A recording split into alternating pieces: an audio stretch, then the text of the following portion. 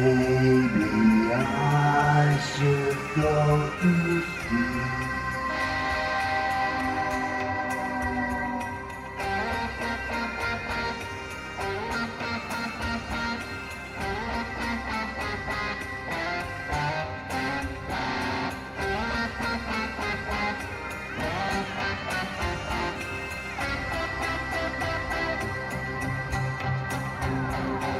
When I went to see my baby, she was in a nightgown. When I went to see my baby, she was on the ground. There was nothing in her eyes as I sat beside her. There was nothing in her eyes, nothing that could hide her.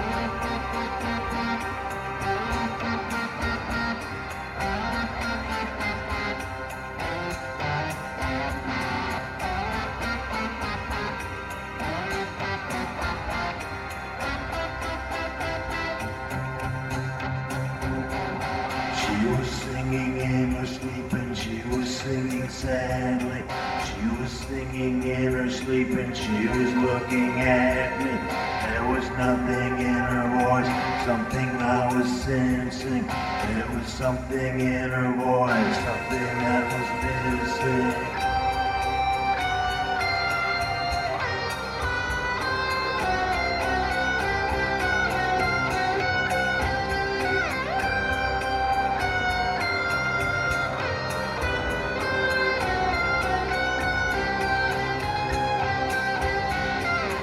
He opened up my heart and he recognized it. He opened up my heart and nothing could disguise her. She had sealed herself inside a body she could sleep in. She had sealed herself inside and nobody could see in.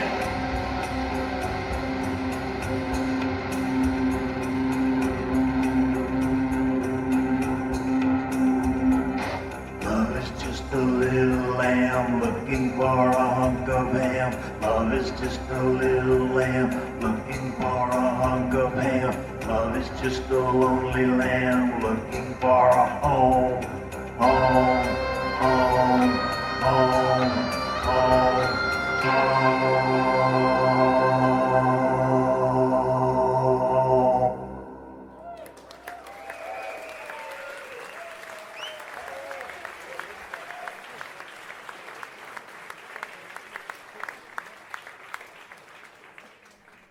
Hi, everybody.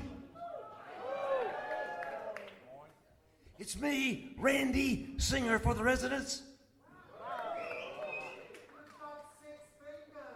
And this is Chuck on keyboards.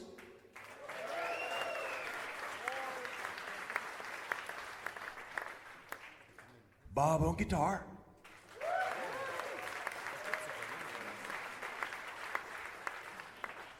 Now, I'm sure all of our longtime fans out there remember that there were always 4 of us.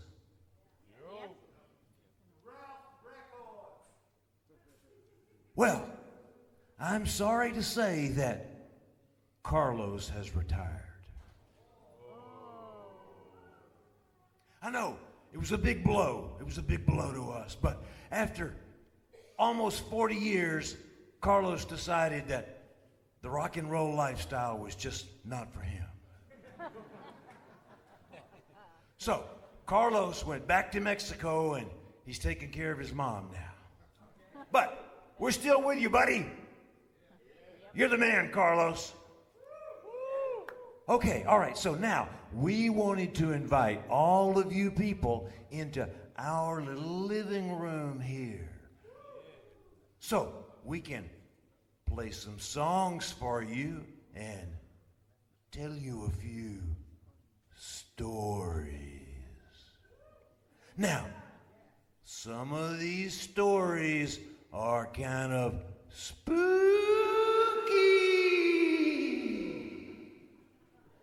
So get ready. Here's the first one. It's called The Talking Light. Uh-oh, catch it. Uh-oh, catch it. Uh-oh.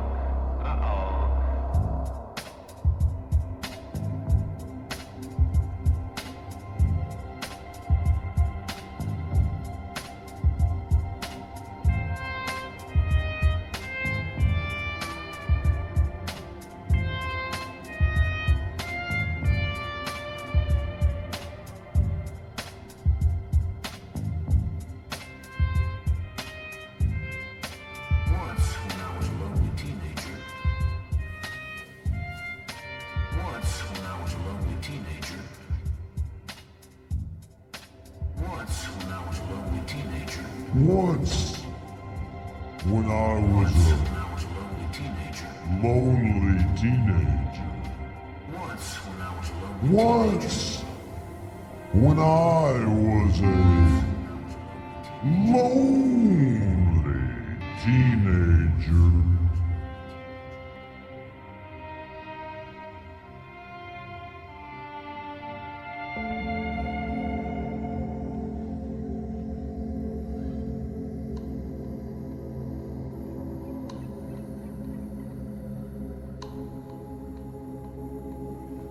Once when I was a lonely teenager, I was out walking by myself and wandered into an unfamiliar area. The land was badly eroded, and as I looked up a small ravine, I saw a little cottage that appeared to be deserted. I noticed a weathered piece of paper stuck to the door and became curious as to what it said.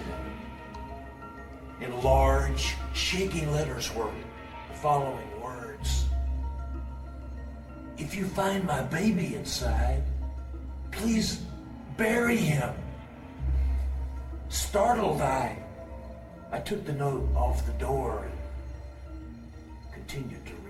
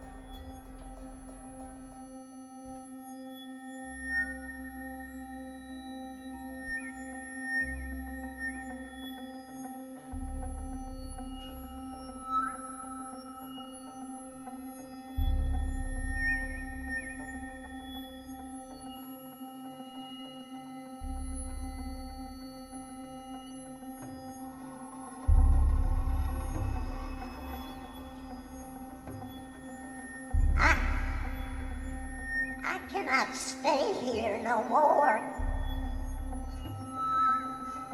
Something has my baby in that house, and I can't get him back. There is some kind of light surrounding him, and every time I try to reach my hand into the light and grab my baby, it burns me. But it don't seem to be hurting him none. And there's a voice. There's a voice. A voice is coming out of the light. And it says, "Find the ring. Find the ring." I have looked all over that house. I ripped up the floorboards and I tore down the wallpaper, but I can't find no ring anywhere. And now I am so tired. I am so tired. I don't know what to do except go look for help, but I might not be able to make it back to my poor baby. Oh, dear God, I think somehow we wound up in hell. And I get the feeling it must be my baby's fault. But I don't know what he's done to deserve this.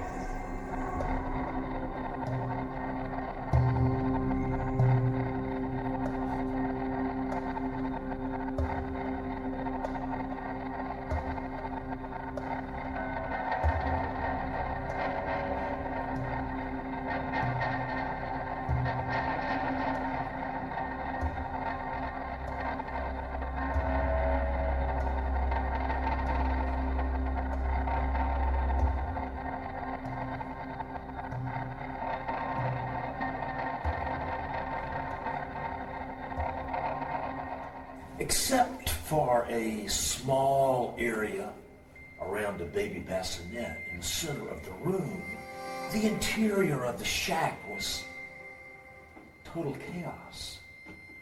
After working my way through the jumble of broken furniture, loose floorboards, and other rubble, I finally reached the side of the oddly spotless and pristine bassinet, covered by a clean white blanket.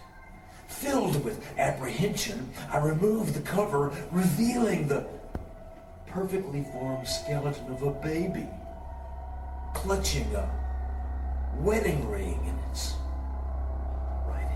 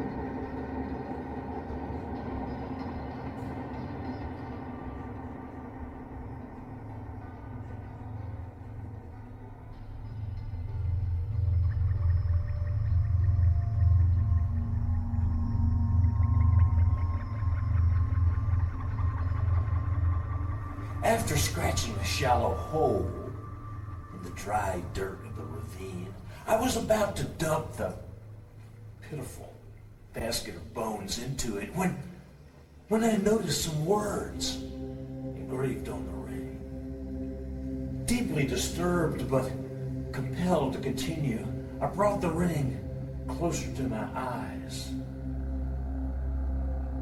and made out the words, "A mother's love erases rages. A mother's rage erases." But the rest was scratched out. Overwhelmed by feelings of fear, disgust, and confusion, I threw the ring and the baby skeleton into the hole. I quickly covered them with dirt and ran home. No one has ever believed my story, and I've tried to convince myself that it must have been a dream induced by the instability of adolescence. I take comfort from that thought.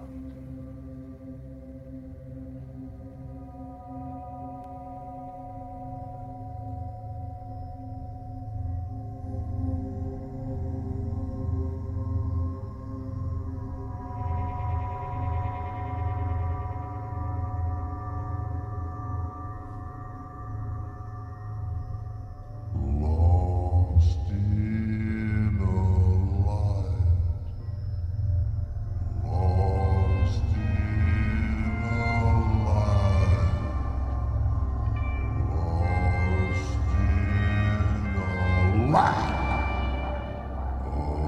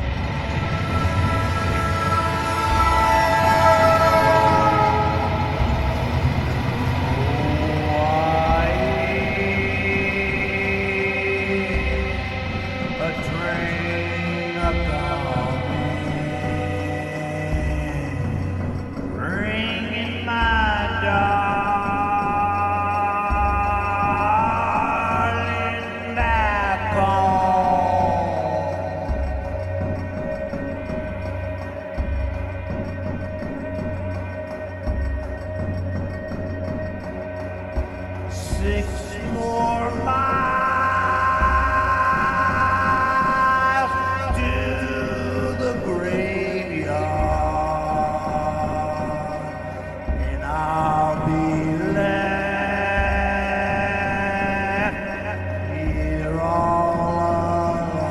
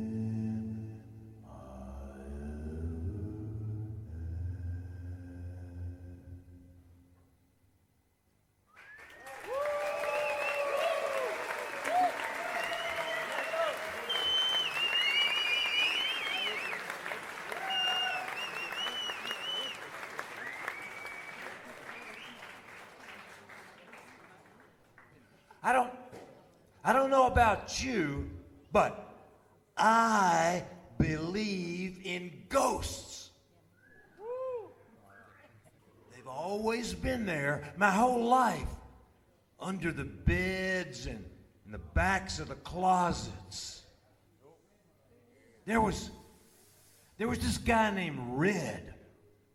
He was a construction worker guy that I worked with on a 12-story building one time. And one day, all of a sudden, beep, blah, Red fell off the building. And from that time on, any time I went somewhere really high, like the edge of the Grand Canyon or the top of the Dubai Tower,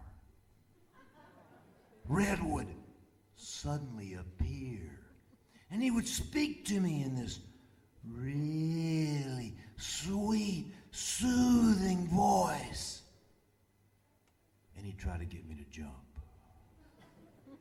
And then there was this big, giant, glowing ball that came down and landed right on top of my head when I was stuck in quicksand in Crossett, Arkansas.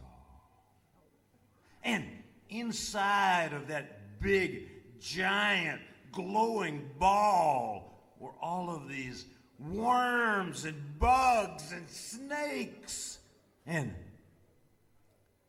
the cut-off head of a train conductor. It was really weird in there. But worst of all are the mirror people. The mirror people. I'll tell you more about them later.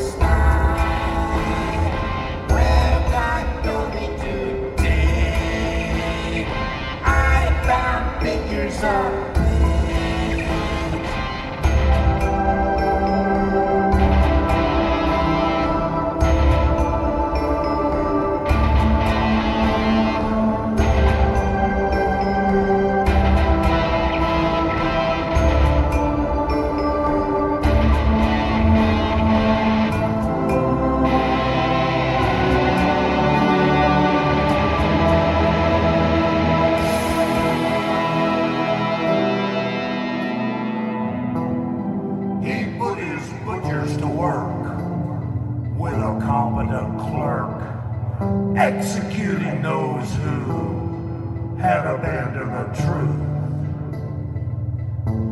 Then four faces appear around the sides of a sphere, spinning over a throne made of amber and bone.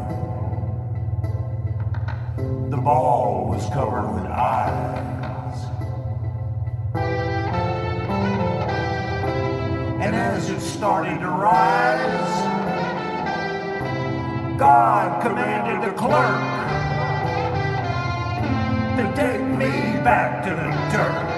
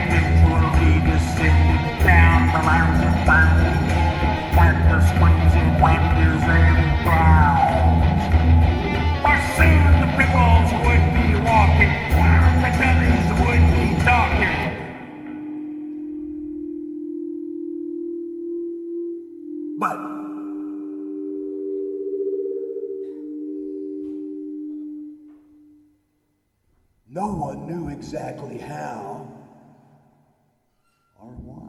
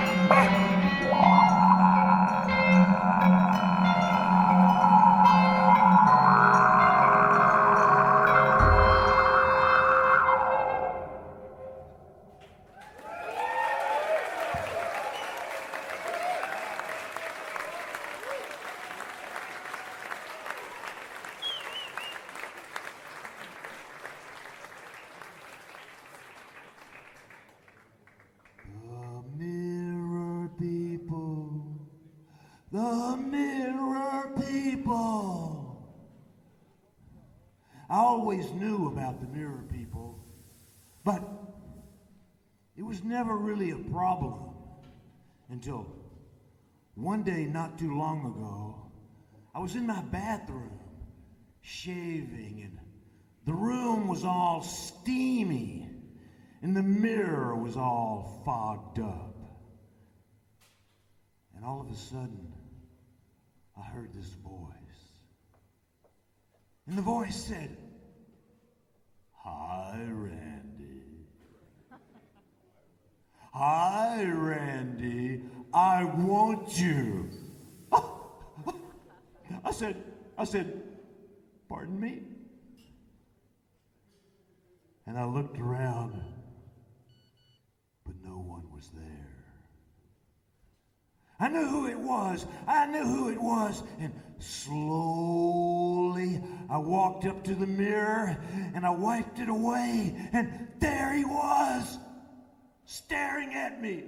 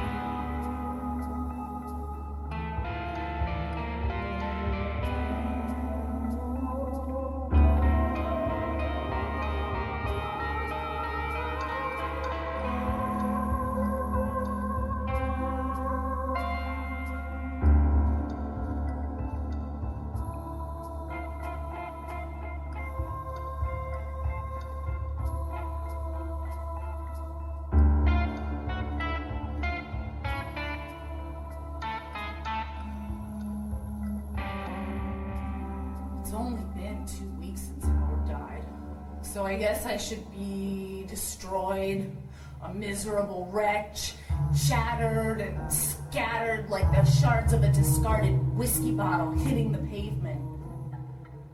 But I'm not. I'm not, you see, because nothing could be worse than watching him die. Nothing could be worse than watching a life you love slowly sucked away like a spider draining the brain of a fly. Then, he came back. Maybe it was only a dream, but he's been in every dream I've had since he died. And so what, I say? Who needs reality filled with grief when love lives in your dreams? In the past, dreams faded quickly, but since Howard died, they're like permanent movies living inside my mind. Every second of every dream is alive, and it's mine whenever I want it.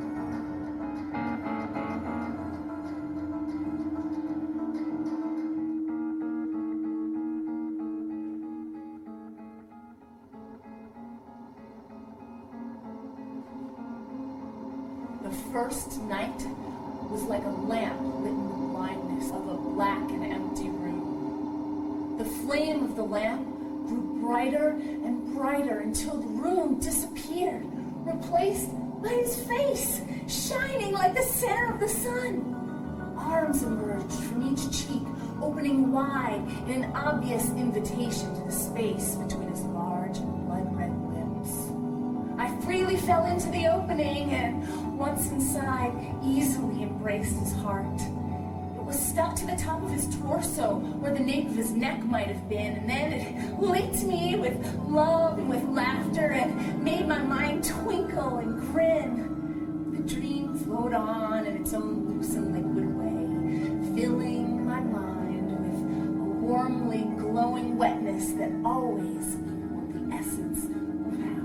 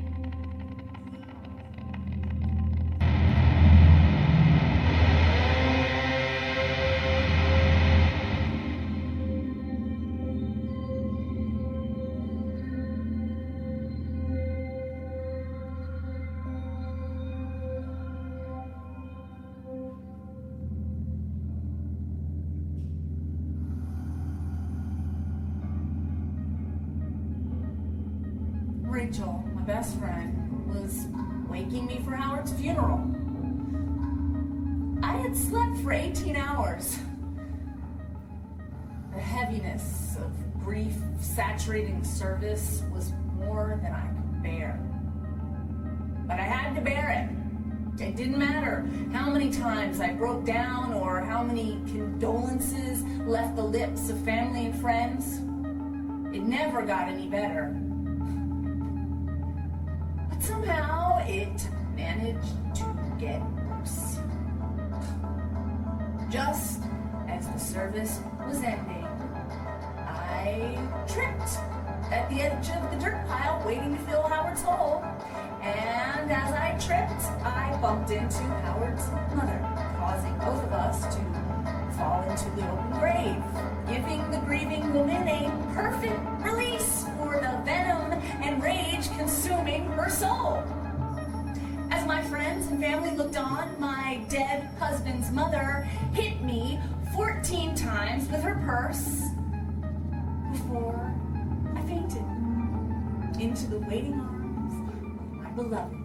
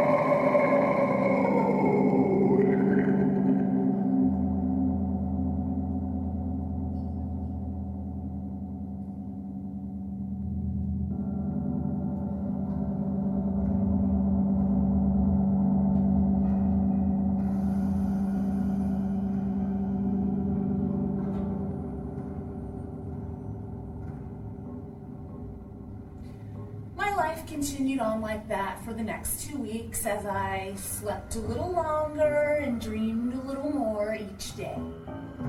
I made it 23 and a half hours yesterday, and now, with Howard's support, I think I'm ready. The doctors say it's medically impossible for a healthy person to sleep 24 hours a day, but Howard and I don't think so, and that's all that really matters.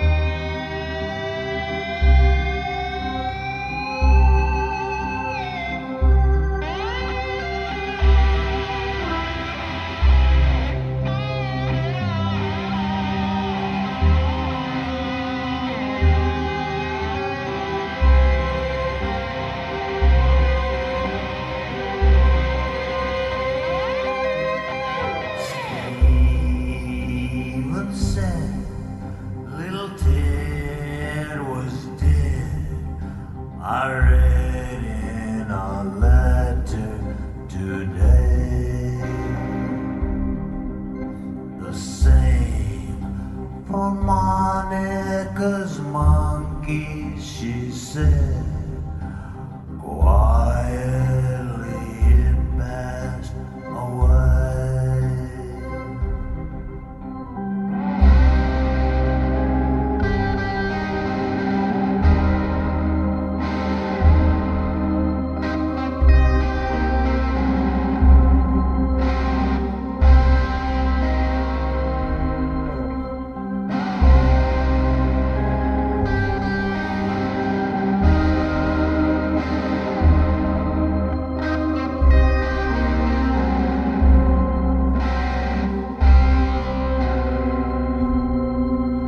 Stephen said, little Ted was dead. I read in a letter today. The same poor Monica's monkey, she said quietly, it passed away.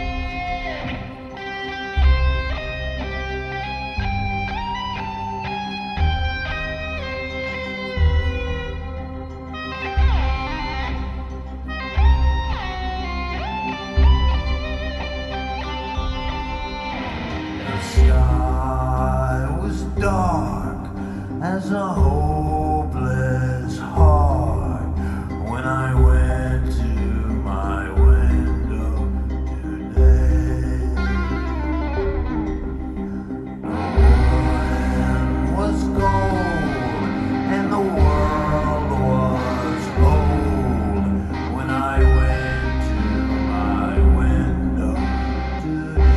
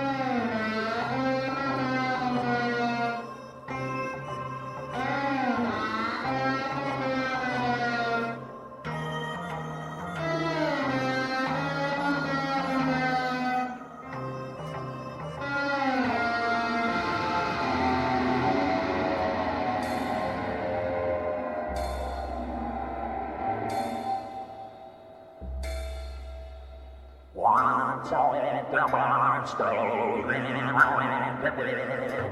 Where's my friend was with me, then my friend was dead. While his clothes were burned up and his thighs were red.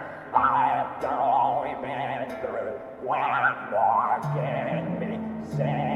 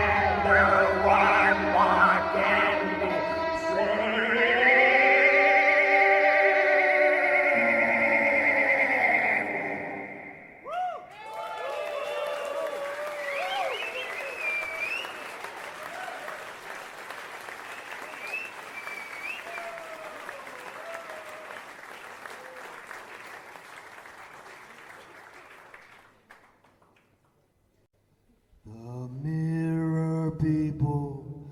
The mirror people. They've got their rules. They've got their rules.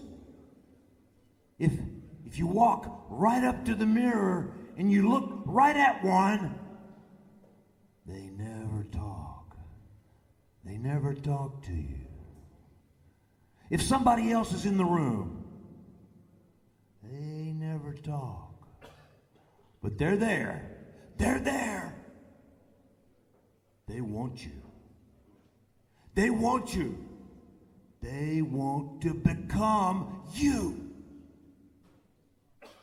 My wife is one. My wife, Bonnie, she's one. That's why I sleep in the garage.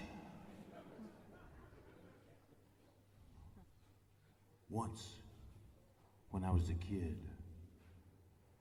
when I was a little kid, I walked into a barber shop. I don't go in those places anymore. But I went in that barber shop and I sat down in that big chair and I looked around at all those mirrors and I just jumped. And it made the barber stab himself in the cheek with his scissors. After that, my mom always cut my hair.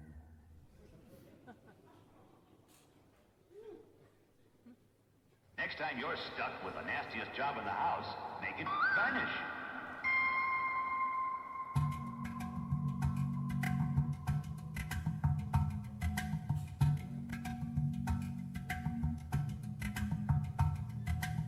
Next time you're stuck with the nastiest job in the house, make it vanish.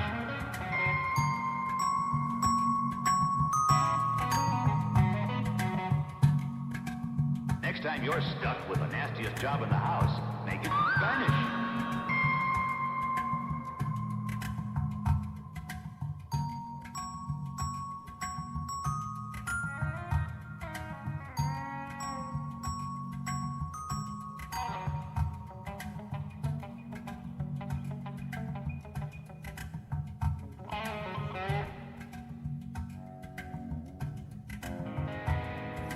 Unseen sister objects.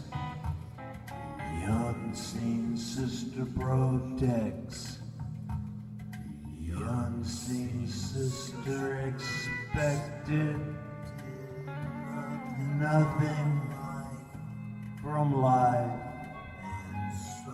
And so she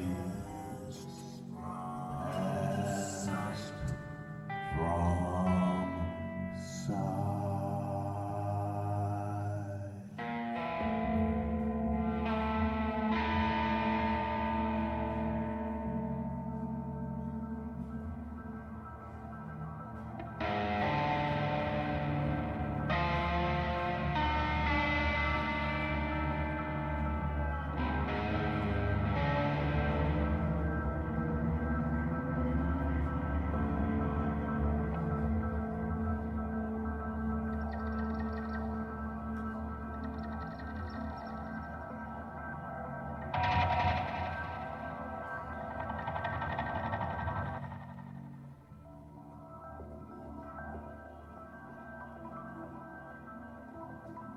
When I was very young, I had a twin sister that no one could see but me.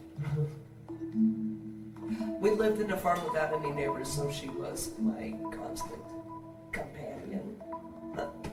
For some reason, she'd like to play tricks on my mother. These tricks were often mean, and even though I didn't, I usually got the blame, I was unable to stop myself from helping her.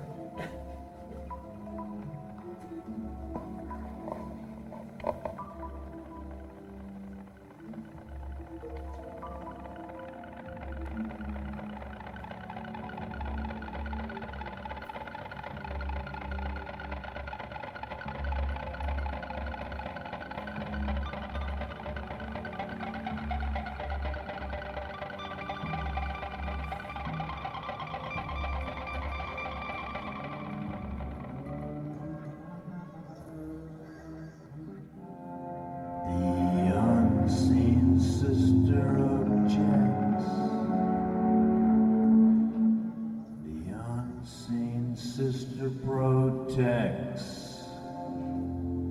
The unseen sister protects. The unseen sister protects. The unseen sister protects. The unseen sister protects.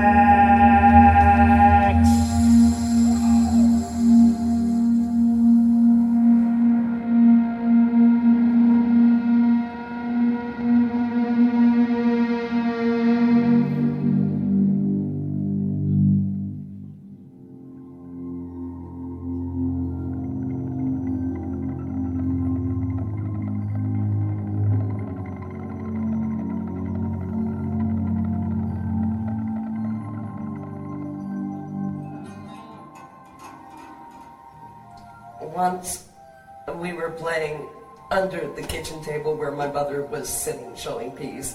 I grabbed her leg and said I wanted to play horsey as my sister placed a loop of clothesline around her ankle. Mother said no, and then she got up from the table, walked 2 steps, and tripped as she reached the end of the rope. As my mother fell, she knocked a boiling pot off the stove. It fell on her head. Even though it was July, she was cooking pasta in the shape of little green Christmas trees because it was my favorite. Mother's face was no more than 6 inches from mine as she screamed, jerked away the pot, and revealed her red, bubbling face covered with little green Christmas trees.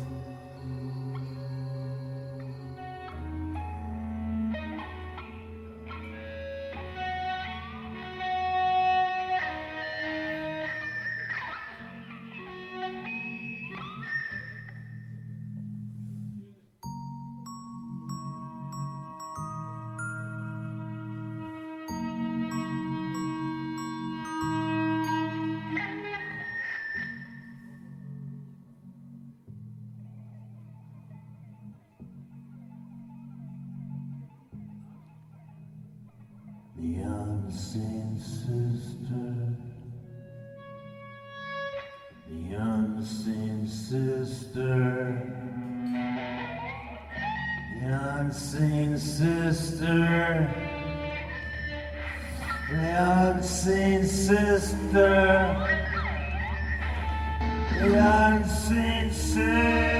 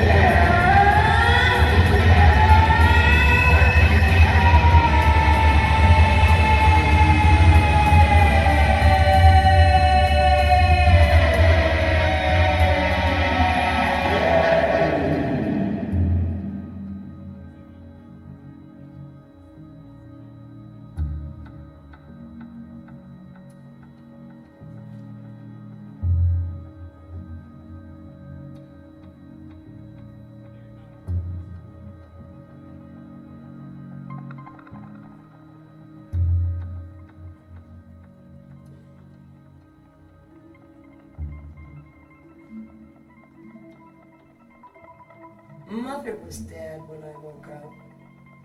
7 years later, my father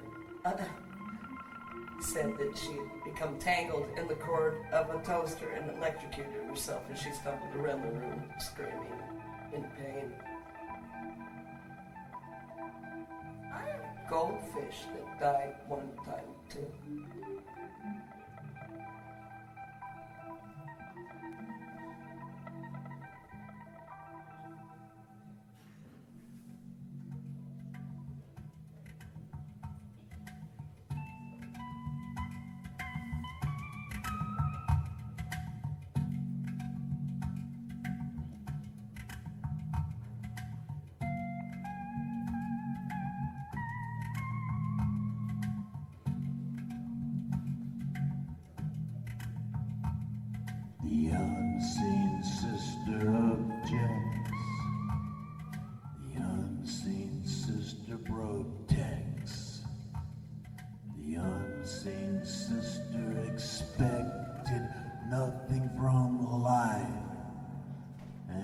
so she passed from sight.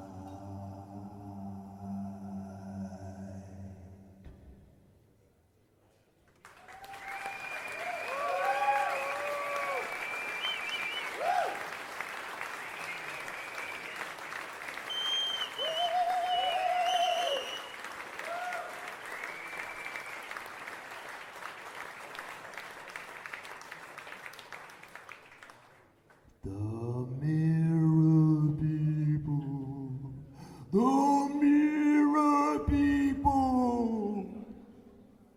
Okay, all right, I know this mirror people stuff, it sounds kind of weird.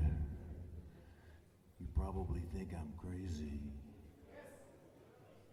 Okay, all right, okay, I'm gonna show you.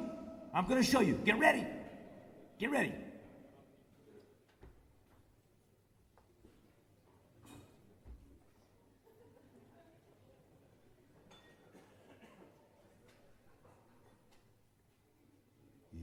It's a mirror.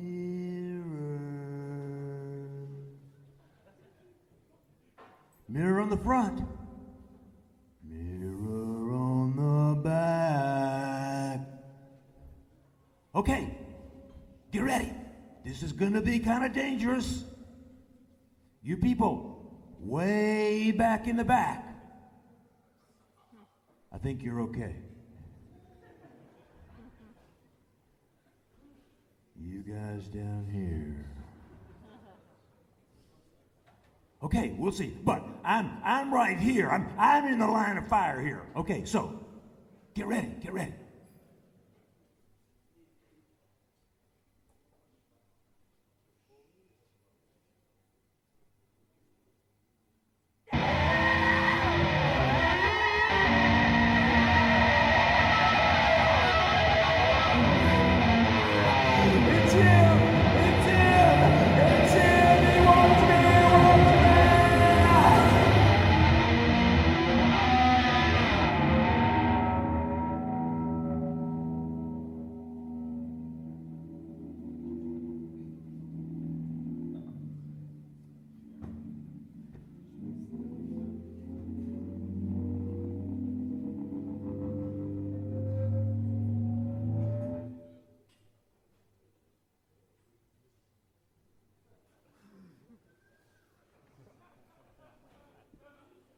Hi.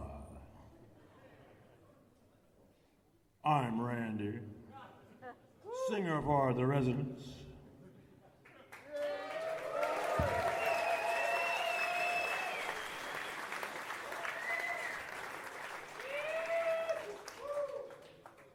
This is Chuck on keyboards.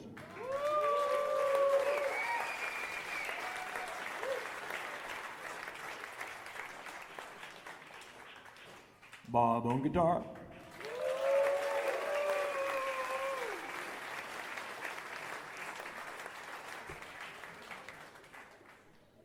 Fuck Carlos. That guy was an asshole.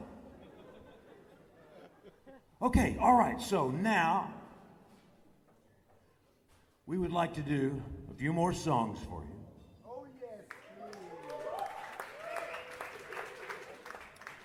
This next one is about a dear, sweet little old lady.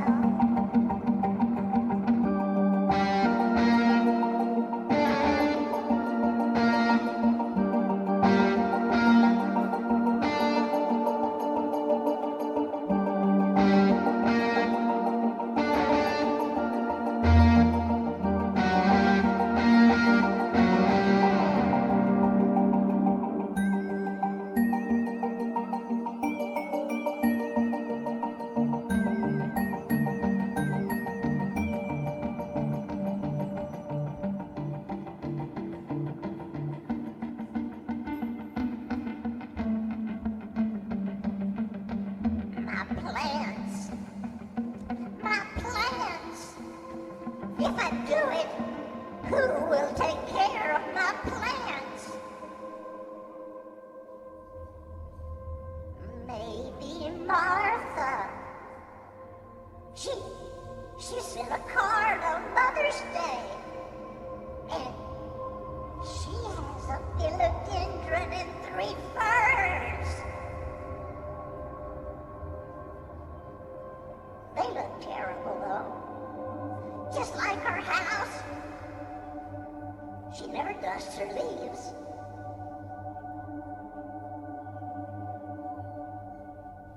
What about Berta?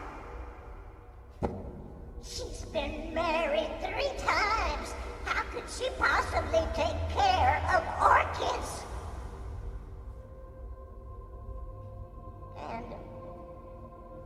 And if I do it, how long would it be before they noticed? Weeks? Months? And all that time, my poor orchids being eaten by those aphids.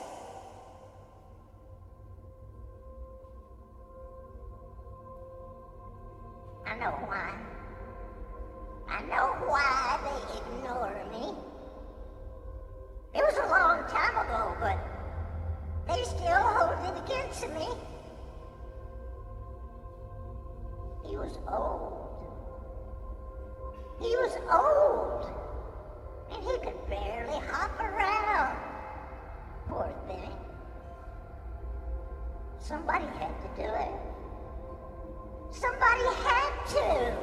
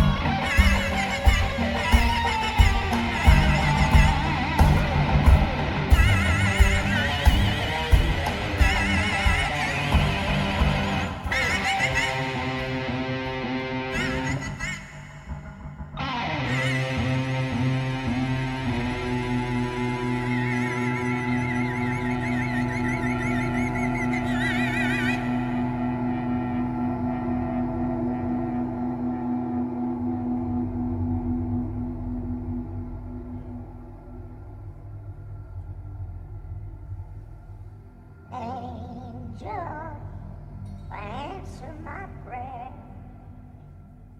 Tell me if anyone else cares.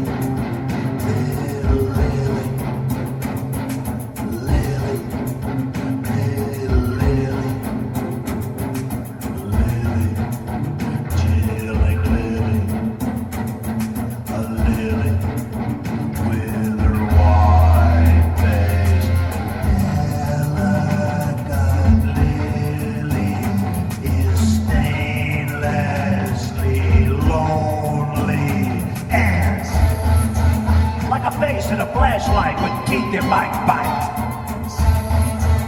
Like dice rolling snake eyes in headlights at night. Like a corpse in the sunshine or eyes in a fight.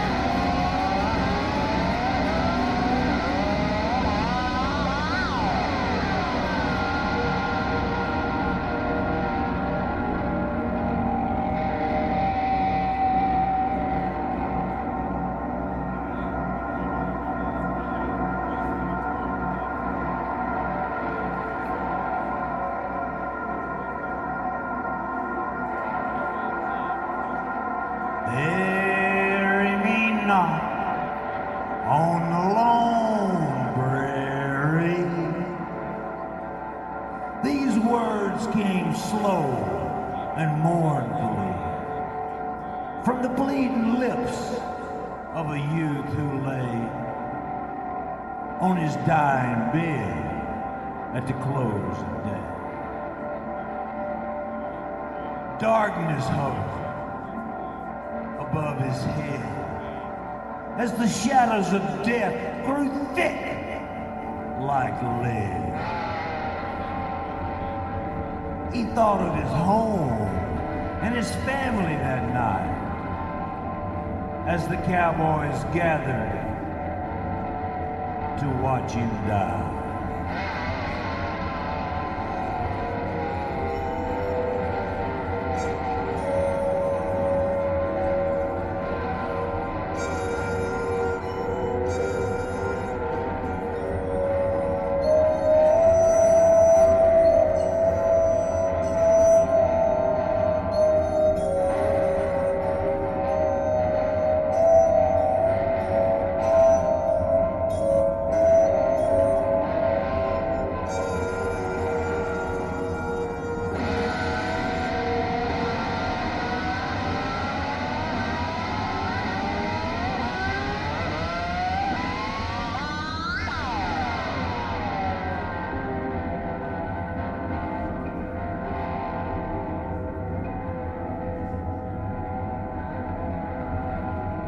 Bury me not on the lone prairie where the wild coyotes howl over me in a narrow grave just 6x3. Oh, bury me not on the lone prairie.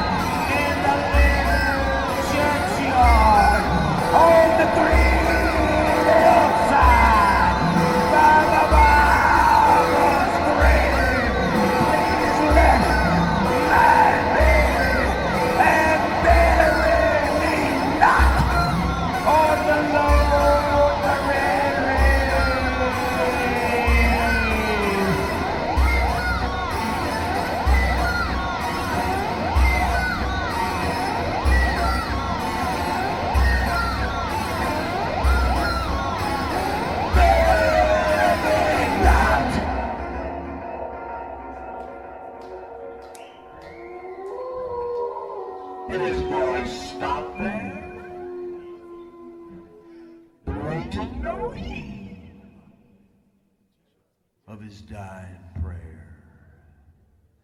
In a narrow grave, just 6 by 3, we buried him there on the lone prairie.